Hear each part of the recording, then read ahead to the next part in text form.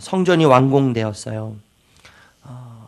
7년의 긴 공사를 마치고 이제 성전이 완공되었는데, 이 성전은 여러분 우리가 잘 알고 있는 대로 돌들로 이렇게 외벽이 멋지게 쌓여졌고, 또 백향목과 놋과 금으로 그 안에 있는 기구들이 이제 만들어졌죠. 그런데 여러분 독특한 것들이 있었는데, 돌을 그 뜨는 곳에서 깎고 다듬었다는 거죠. 예. 성전이 시끄러우면 안 되기 때문에, 어수선해서는 안 되기 때문에 돌을 뜨는 그곳에서 깎고 다듬어서 성전을 짓는 곳으로 운반했죠.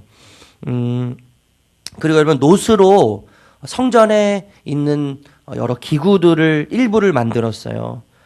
그런데 여러분 독특한 표현이 또 뭐가 있었냐면, 그 놋으로 만든 제사의 도구가 숫자가 굉장히 많았다는 거죠. 셀 수 없이 많았다, 이렇게 표현하는 거예요. 여러분 성전에 있는 기구들은 하나님께 제사하기 위해, 죄 많은 인간이, 하나님께 감히 나아갈 수 없는 인간들이 하나님께 나가도록 만드는 도구, 그 기구란 말이에요. 돕는 역할을 하는데, 셀 수 없이 많았다는 것은 그만큼 우리가 하나님께 나아가기 위해서는 수많은 도움이 필요한 자들이라는 것을 상징적으로 이야기하고 있는 것이죠. 뿐만 아니라 여러분, 그 놋 무게가 측량할 수 없다고 이야기해요. 그 놋 무게를 측량할 수 없는데, 죄로 삐뚤어진 죄의 짐을 지고 있는 존재로서의 무거움, 그리고 그 죄의 짐을 짊어지고 가고 있는 그 죄의 짐으로부터 나오는 삶의 무게의 무거움을 상징적으로 표현하는 것 같아요. 우리는 하나님께 함부로 갈 수 없는 존재일 뿐만 아니라 죄의 짐을 지고 삶의 무거운 삶의 현장들 속에서 우리에게 허락되어진 길을 걸어가고 있는 것이죠. 그런데 여러분, 이제 완공된 제단 앞에 솔로몬과 온 회중이 서 있어요. 그림을 한번 저는 그려봤거든요. 그림. 머릿속으로 상상력을 동원해서. 여러분, 그림이 그려지세요? 성전이 아름답고 화려하게 건축이 된 이후에 솔로몬과 그리고 온 회중이 그 앞에 서 있는 거예요. 얼마나 여러분 이게 영광스럽고 감동스러운 시간이에요. 제가 솔로몬이었다면 아버지 다윗이 생각났을 것 같아요. 아버지가 보셨으면 정말 좋아하셨을 텐데. 아버지가 이 성전, 아버지 당신이 짓고 싶어 하셨던 이 성전을 보셨다면 정말 행복해 하셨을 텐데. 솔로몬은 아마 그런 마음을 가졌을지도 모르겠어요. 그렇지만 그 아쉬움을 뒤로하고 그가 했던 첫 번째 행동이 뭐냐면 백성을 축복하는 것이죠. 온 백성을 축복해요. 축복의 내용은 여러분 그런데 자세히 나와 있진 않죠. 그런데 짐작할 수는 있어요. 솔로몬이 그런 고백을 하죠. 하늘과 하늘들의 하늘이라도 품을 수 없는 하나님. 하늘과 하늘들의 하늘이라도 품을 수 없는 그 하나님, 그 하나님이신데 그 하나님이 약속으로 인해 성전이라고 하는 것에 머물러 계시기로 하셨어요. 하늘도 하나님을 가둘 수 없고 우주도 하나님을 가둘 수 없는데 하나님은 약속을 통해서 성전이라고 하는 곳에 스스로를 가두시기로 하셨죠. 그리고 그곳에 거주하기로 하셨어요. 그리고 그 영광, 하나님의 임재라고 하는 영광과 그 환희에 압도당해 있는 상황에 놓여 있는 거죠. 지금 그런 상황에 있는데 여러분, 함부로 가까이 할 수 없는 하나님, 그를 보게 되면 죽게 되는 하나님, 어마어마한 하나님 아니세요? 그런데 여러분, 그 위대하신 하나님 앞에 서 있는 이 피조물은 당연히 두려움을 느낄 수밖에 없죠. 잘못하면 죽게 될 수도 있는데요. 감히 이 세상 어떤 것으로도 담고 품을 수 없는 그 하나님이 지금 성전이라고 하는 곳에 임재하셔서 그 영광과 위엄 앞에 서 있는 이 솔로몬, 순간 두려웠겠지만 그것을 훌쩍 뛰어넘는 하나님의 임재는 아마 이 솔로몬을 황홀하게 만들었을 것 같아요. 영적인 황홀감. 그 하나님의 영광과 하나님의 위엄 앞에 영적인 황홀감에 빠져서 그는 온 회중을 축복하기 시작하는 거죠. 여러분 그렇다면 하나님의 임재와 초대 받는 하나님의 임재와 초대를 받는 피조물이 감히 맛볼 수 없는 그 영광과 환희를 맛보고 있을 그때에 백성들을 위해서 축복할 때 여러분 솔로몬이 무엇을 축복했겠어요? 자세한 것은 기록되어 있지 않아서 우리는 알 수 없지만 상상은 할 수 있어요. 그가 하는 축복, 그 영광과 환희 속에서 온 회중을 향한 축복은 분명 욕심이 담긴 정력적이거나 욕망이 반영된 어떤 것을 구하는 축복은 아니었을 거예요. 이것은 확실하죠. 이해되세요? 네. 뿐만 아니라 여러분 온 회중을 향해서 축복하는데 바로 이어서 기도를 한단 말이에요. 기도하는데 여러분 기도의 내용도 마찬가지지 않았겠어요? 저는 굉장히 기복적인 사람이에요. 복을 받고 싶어요. 복. 제가 몇 주 전에 그 솔로몬이 꿈에 나타나신 하나님에 대해서 이야기할 때 솔로몬이 하나님이 솔로몬에게 나타나셔 무엇을 줄까라고 무엇을 너가 원하느냐라고 물어볼 때 그런 질문 제가 드렸잖아요. 여러분이셨다면 어떤 것을 구하셨겠습니까? 그죠? 제가 대답 못했던 이유는 저는 굉장히 기복적인 사람이라서 그래요. 조금 더 많이 갖고 싶은 마음이 있고요. 그런 마음이 있어요. 그런 마음 속에서 그런 것들을 위해서 기도하고 싶은 마음이 분명 나쁜 건 아니죠. 예. 왜냐하면 예수님도 우리에게 필요한 양식을 구하라고 하셨거든요. 예. 우리가 아버지 되신 하나님 앞에서 좀 더 잘 살고 싶어서 하나님께 땡깡 부리는 것을 하나님께서 부정하다고 하시고 더럽다고 하시고 주책맞다고 하시고 믿음이 없다고 하시지는 않을 거라는 생각이 들어요. 저는요. 그렇지만 아버지 되신 하나님께서는 자녀들을 향해서 더 넓은 마음을 품기를 원하시겠죠. 그게 아버지의 마음일 거예요. 예, 그냥 이 땅에 잠시 잘 살고 잘 먹고 그냥 우리 자녀들이 잘 되고 뭔가 더 많이 갖고 뭔가를 많이 누리는 것을 구하는 것도 하나님께서 좋아하시겠지만 그것을 거부하시지는 않을 거란 말이에요. 그렇지만 진짜 하나님의 마음이 무엇인지를 알아서 그 하나님의 마음을 담고 하나님이 원하시는 것을 구할 때 하나님이 좀 더 기뻐하시지 않을까라고 하는 그 자녀의 핑계하는 마음이 좀 저에게 사실 있어요. 그런데 여러분 어쨌든 지금 그 하나님의 임재라고 하는 영광과 환희 속에서 지금 온 백성을 향해서 축복을 하고 기도를 하기 시작하는데 그 기도와 축복은 욕망에 의한 기도는 절대 아닐 거란 말이에요. 욕망에 의한 기도. 욕정적이거나 욕망에 반영된 기도를 하나님께 하거나 축복하는 것은 분명히 아닐 거라는 것은 우리가 짐작할 수 있는 것이죠. 그렇게 순전한 마음으로 지금 솔로몬은 온 회중을 마주보고 아마 이렇게 두 팔을 벌렸을 것 같아요. 목사들이 축복하는 것처럼 축도 기도하는 것처럼 이렇게 팔을 벌리고 온 회중을 향해서 그렇게 이제 기도를 하기 시작하는 것이죠. 그런데 여러분 이 솔로몬이 하는 기도는 몇 가지 주제로 요약할 수 있거든요. 몇 가지 주제로 요약할 수 있는데 여러분 33절에서 44절 읽어볼게요. 3절에서 34절 시작.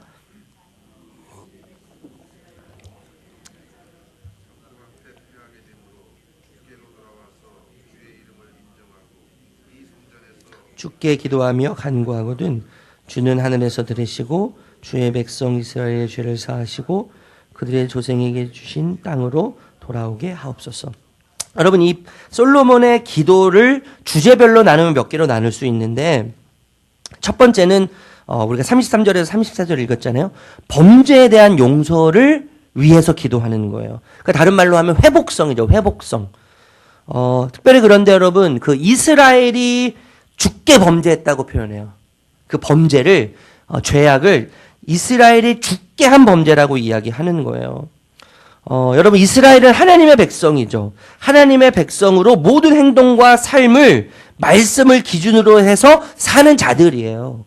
그들이 범하는 모든 것들은 뭐죠? 그렇기 때문에 말씀을 범한 거고 그 말씀을 주신 하나님을 범한 것이 되는 거예요. 그래서 이스라엘 백성들이 범한 죄는 그냥 범한 죄가 아니라 죽게 범한 죄가 되는 것이죠. 여러분 우리도 마찬가지 아니에요? 우리가 짓는 모든 죄악들은 누군가에게, 특별히 누군가에게 어떤 대상에게 지은 죄는 그 사람에게 지은 죄가 아닌 거죠. 어떤 차원에서는 하나님께 범한 죄가 될 수 있는 거예요. 누군가를 굉장히 미워할 수 있어요. 저도 누군가를 미워할 때가 많거든요. 누군가를 저주하고 싶을 때가 있어요. 그런데 여러분, 그 사람을 저주하고 미워하는 그 행위는 결국엔 그 사람을 창조하신 하나님을 저주하는 것과 마찬가지죠. 이 말씀 이해가 되세요? 그래서 여러분, 우리가 누군가를 미워했다는 것은 단순히 누군가를 미워한 게 아니에요. 여러분, 예수님께서 가늠하지 말, 마음속으로 음욕을 품은 자는 다 가늠했다고 그렇게 강화시켜서 말씀하신 이유는 우리의 삶의 기준이 하나님 말씀으로부터 오기 때문인 거죠. 그래서 누군가의 여인을 품은 마음으로 품어도 마치 몸으로 실천한 것과 몸으로 그 여인을 범한 것과 똑같다고 예수님이 얘기하시는 것이죠.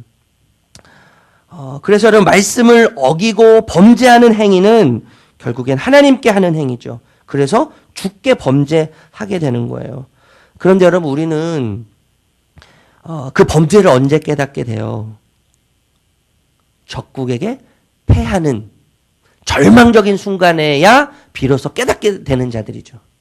네. 그래서 33절에 그런 표현이 있잖아요. 33절 다시 한번 읽어볼게요. 33절 시작. 만일 주의 백성이 이스라엘 주께 범죄하여 적국 앞에 패하게 되므로 주께 돌아와 주의 이름을 인정하고 이 성전에서 주께 기도하며 간구하거든. 적국 앞에 패하는 사건이 없으면 깨닫지 못하죠. 그게 참 우매한 자들이에요, 우리가. 그런데 그럼에도 불구하고 하나님, 우리가 절망 가운데 빠져서 숨 쉴 힘조차 없을 때, 제가 참 이해되시죠? 네. 숨 쉴 힘조차 없을지라도 그런 힘조차 없을 때 하나님을 진심을 다해서 찾을 때 하나님 저희를 용서해 주십시오. 이렇게 기도하고 있는 것이죠. 두 번째 기도 주제가 뭐냐면요. 하나님을 학습해 가는 거예요. 하나님을 학습해 가는 거. 35절에서 36절인데 읽지는 않을게요. 여러분 나중에 읽어보시면 좋겠는데 하나님을 학습하고 하나님을 배워가기를 기도하고 있어요. 우리 사실 여러분 이거 우리가 잘 하지 않는 기도거든요. 하나님을 학습하고 하나님을 배워가는 거. 읽어볼게요. 읽어보는 게 좋을 것 같아요. 35절, 36절. 35절, 36절 읽어볼게요. 시작.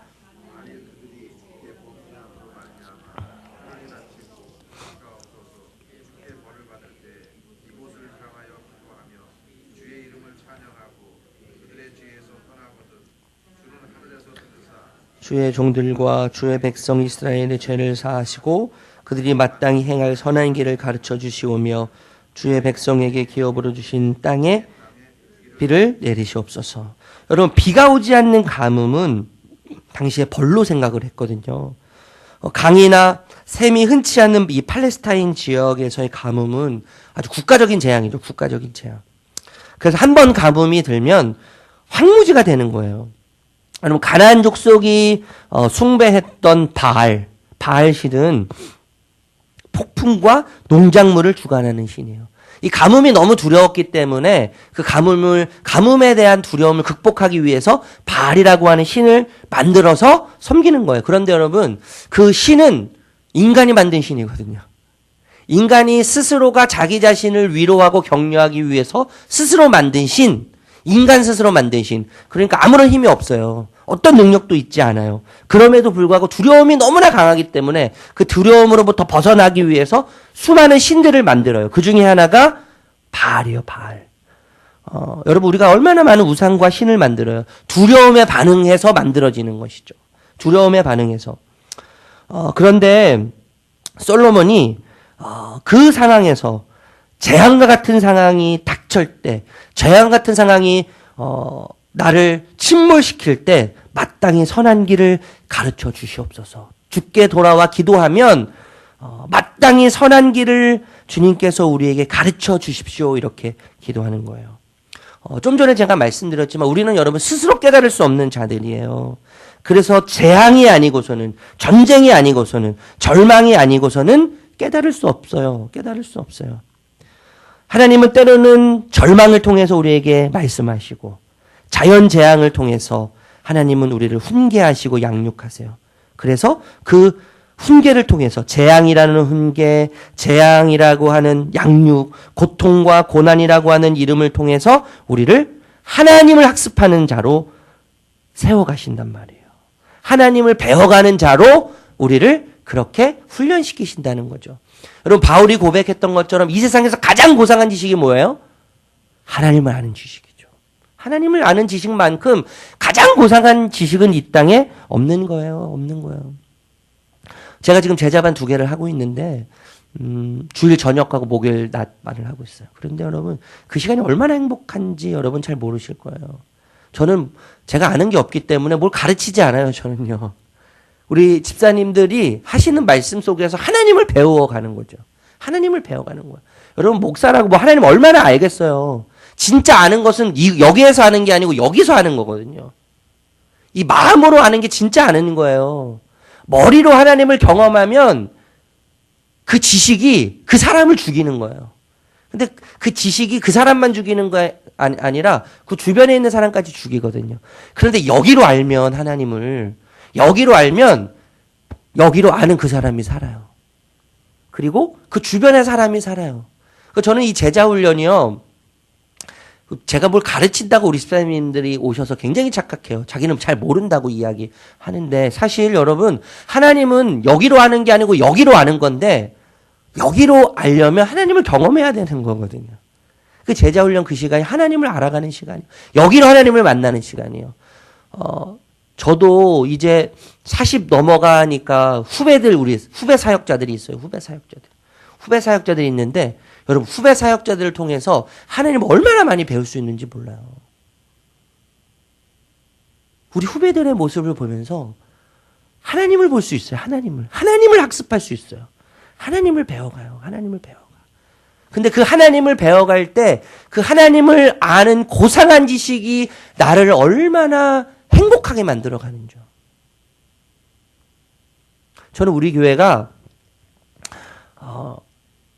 장로님들을 보고, 우리 권사님들을 보고, 우리 집사님들을 볼 때 하나님을 알아가는 학습 공동체가 되면 좋겠어요.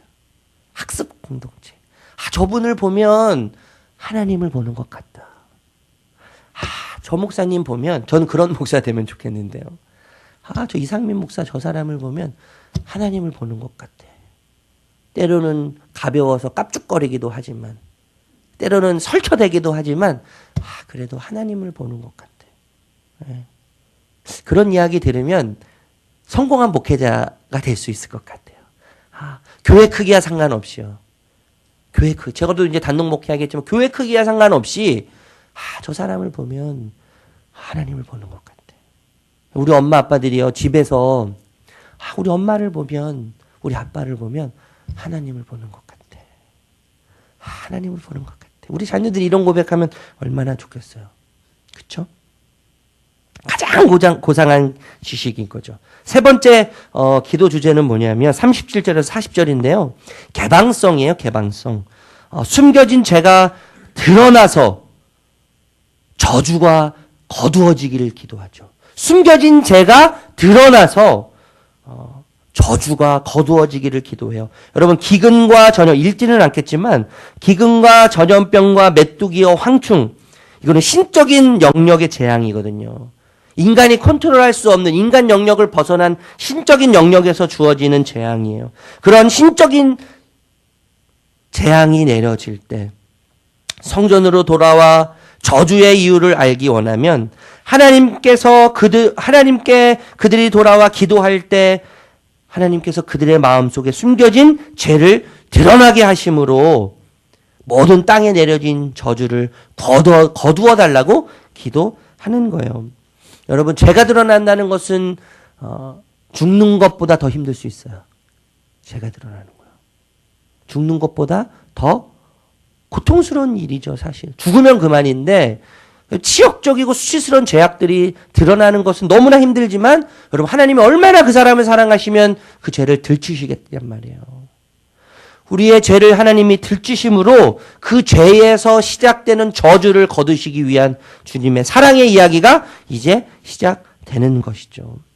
여러분, 그래서 숨겨진 죄가 드러나고 또 저주가 거두어지는 곳이기 때문에 교회는 그 성전은 뭐예요? 개방적인 곳이거든요. 그것을 위해서 지금 성전 앞에서 이 솔로몬이 기도하고 있는 거예요. 그래서 여러분 이방인이 받아들이기를 위해서 이어서 기도하는 거죠. 솔로몬이요. 41절에서 43절. 41절에서 43절인데 여러분 이방인을 받아들여지기를 위해서 기도하는 그것은 여러분 이방인은 고아와 과부와 나그네 이 소외 계층을 대표하는 말이잖아요. 솔로몬은 하나님을 아는 수많은 이방인들을 알고 있었어요. 그리고 그 성전을 이방인이 받아지기를 위해서 기도하는 것이죠. 받아지기를 위해서. 여러분 이 땅에는요 딱 두 부류의 사람들이 있잖아요. 이 땅에는 딱 두 부류의 사람이에요. 구원받은 죄인과 구원받지 못한 죄인. 근데 우리는 어떤 부류예요?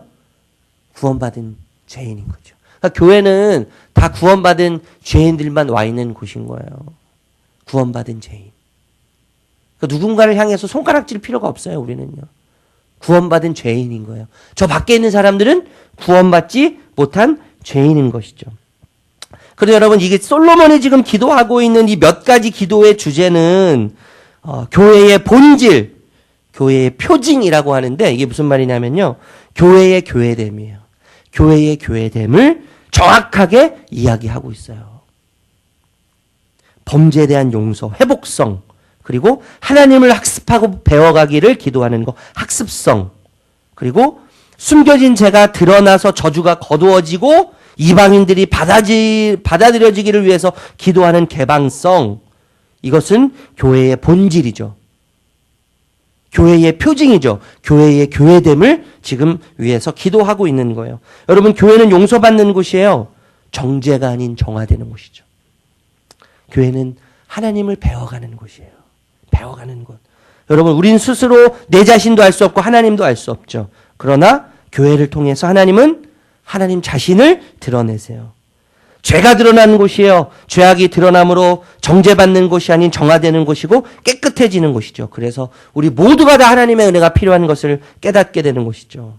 차별이 없이 아무나 누구나 받아들여지는 것이죠. 고아나 과부나 이방인들. 여러분 그 존재가 나였죠. 그 존재가 나였어요. 어떠한 모습으로 교회에 오든지 어떤 이유를 가지고 교회에 오든지 상관없이 모두가 다 받아들여져야 되는 것이. 그것이 교회예요. 그것이 교회예요. 여러분 그런데 예수님께서요. 교회의 머리 대신 예수님께서 이 땅에 오셔서 그 사역을 하셨어요. 죄인들을 만나시고요. 과부들을 품으시고 죄인들을 용서하시고 죄를 사해 주시고 죄에서 시작되는 저주를 예수님께서 풀어주시고 숨겨진 죄를 다 드러내셔서 그 저주를 꺾으시고 그리고 모든 이방인들을 다 만나셨어요. 아픈 자, 병든 자, 여자, 사마리아 여인, 개보다도 못한 짐승보다도 못한 여인들을 만나셨죠. 그것이 교회 대신 머리, 교회의 머리 대신 예수님의 사역이었죠. 근데 예수님께서 우리를 뭐라고 하세요? 교회의 몸이라고 하세요. 교회의 머리 대신 예수님께서 우리를 향해서 교회의 몸이라고 하시죠. 그렇다면 여러분 우리는 교회의 몸이기 때문에 교회의 머리의 명령에 따라서 우리는 순종해야 되는 자들인 거죠. 순종. 그래서 여러분 예수님이 하신 일들을 우리도 따라가면서 그 일을 해야 하는 것이죠. 그것이 우리가 살아가는 삶의 방식이어야 하는 것이죠. 여러분 용서받았기 때문에 용서받은 자라는 은혜, 내가 받은 용서의 크기를 안다면 용서하지 못할 자가 없는 거예요. 우리는요. 아멘. 용서받은 자로서 그 용서받은 크기를 안다면 우리는 용서하지 못할 자가 없는 것이죠. 우리가 품지 못할 자가 없는 거예요. 죄로 가득한 나를 하나님 받으셔서 하나님께서 나를 그 저주로부터 자유롭게 하시고 하나님으로 나를 품으셨다면 어떠한 자도 우리는 품을 수 있는 자들인 거예요. 어떤 자도 받아들일 수 있어요. 차별 없이 아무 누구나 우리는 받을 수 있고 용서할 수 있고 우리를 통해서 하나님을 보여줄 수 있는 자들이에요. 여러분 말씀을 정리할게요. 성전은 하나님을 담는 곳이죠. 담는 곳. 우리는 성전이에요. 우리가 성전이에요. 우리가 성전. 우리는 그래서 하나님을 담아야 하는 자들이에요. 하나님을 담을 때 머리 대신 교회의 머리 대신 예수 그리스도께서 우리를 교회의 몸으로 부르셨는데 우리가 예수 그리스도를 담음으로 하나님을 담는 성전이 되어서 예수 향기가 날 때 우리를 통해서 하나님을 보게 되는 아름다운 은혜가 흘러가게 될 줄로 믿습니다. 우리 여기 계신 분들, 저를 포함한 우리 모든 사랑하는 성도님들이 성전이 되어서 하나님을 담는 성전이 되어서 하나님을 보여주고 하나님을 흘려보내고 하나님을 그려줄 수 있는 오늘 하루를 살아갈 수 있는 저와 여러분들 되시기를 주님의 이름으로 축복합니다. 기도하겠습니다.